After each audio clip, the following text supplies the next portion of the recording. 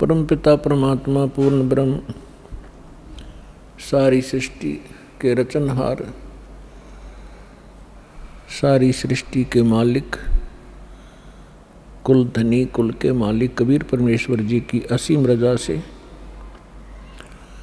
आप सभी पुण्यात्माएं परमेश्वर की महिमा सुनने के लिए उपस्थित हुए। आपका सौभाग्य है, आपको ऐसे समय में मानुष शरीर प्राप्त है और उससे भी अच्छी किस्मत आपकी है कि आपको ये तत्व ज्ञान और यथार्थ भक्ति विधि प्राप्त हो रही है। तो आपकी किस्मत का, आपके शुभ संस्कारों का कोई एस्टीमेट नहीं लगाया जा सकता। ना जाने आप किन किन जन्मों में आपने ये पुण्य संग्रह किए हुए। लखबर सूरा जो दही लखबर सांवत दे, लखबर यति जहान में तब सतगुरु शरणाले। तो आप ऐसी महान आत्माएं किसी न किसी युग में रहे हो। आपने परमात्मा के लिए बड़े बड़े सैक्रिफाइस किए हैं, आपने राज भी त्यागे हैं, आपने बहुत बड़ी कुर्बानियां दी हैं, तब आज आपको ये शुभ समय प्राप्त हुआ है।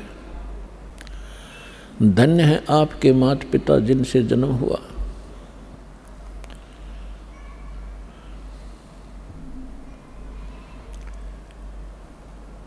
परमपिता परमात्मा की असीम रजा से आप यहाँ पहुँचे हो। आपको जितना ये अध्यात्म ज्ञान होता चला जाएगा उतना ही आपको सरप्राइज होता रहेगा, आश्चर्य होगा कि सचमुच सहज में भगवान मिल गए, सहज में वो ज्ञान मिल गया जिसको ऋषि महर्षि नहीं प्राप्त कर सके। ब्रह्मा विष्णु महेश को भी वो ज्ञान प्राप्त नहीं हुआ जो आज आपको भगवान ने प्राप्त करा दिया और सहज में करा दिया। अब जो कमी रहेगी तो आपकी रहेगी। तो इसके विषय में परमात्मा कहते हैं स्वयं ही कि समझा है तो सिर दर पाओ और बहुर नीरे ऐसा दाओ।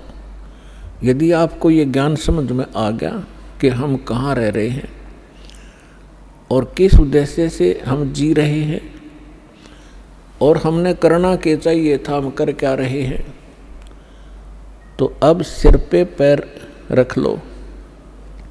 सिर पे पैर रखना बहुत तेज दौड़ना किसी आपातकाल स्थिति में, कहीं कहीं पैर टिका कर व्यक्ति के। तो अब आपको ऐसा समय मिला है कि इस समय रहते रहते आप अपना कर्म बना गए तो मोक्ष प्राप्त हो जाएगा, सदा के लिए झंझट मिट जाएगा। आप इस लोक में रह रहे हो, आपके बच्चे आपको कितने प्रिय हैं, आपके माता पिता आपको कितने प्रिय हैं, आपके पति पत्नी भाई बहन आपको कितने प्रिय हैं। आजीवन आप जिस संपत्ति को संग्रह करने में लगाते हो आपको कितनी प्रिय है, उसके लिए ना जाने कितने झगड़े कर देते हैं, लड़ाई कर लेते हैं, मुकदमे कर देते हैं। तो ये कितनी अच्छी वस्तु है जिसको आप इतना लगाव रखते हो, तो और फिर ये तुरंत छोड़ देनी पड़ती है, मृत्यु हो जाती है। ये क्या कारण है? जब आपका ये कारण समझ में आओगा तब आपकी रुचि बनेगी परमात्मा के पाने में और सतलोक जाने की।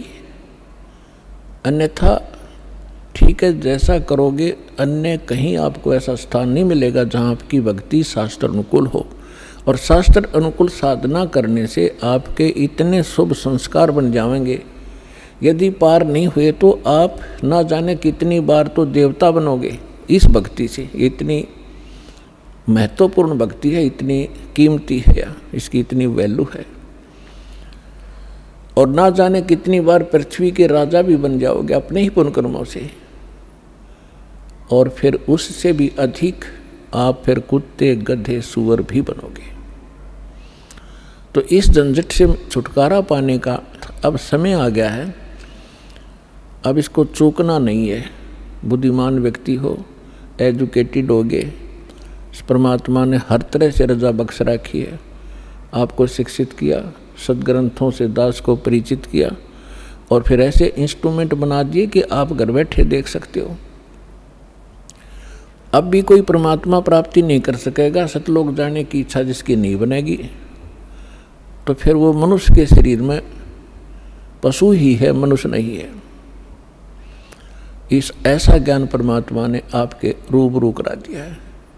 जिस दिन आपकी सही रुचि बनेगी, ये ज्ञान समझ में आओगा, आपको इस लोक की कोई भी वस्तु अच्छी नहीं लगेगी।